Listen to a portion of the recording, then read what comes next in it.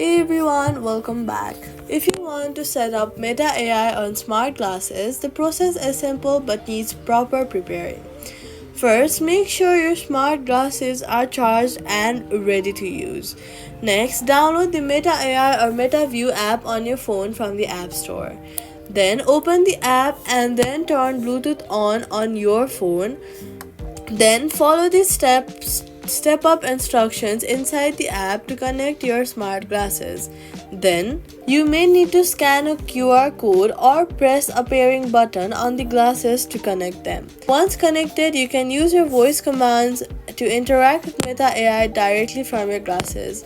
Make sure both your phone and glasses stay updated for smooth performance. Now your Meta AI smart glasses are ready to use. Thanks for watching. See you in the next guide.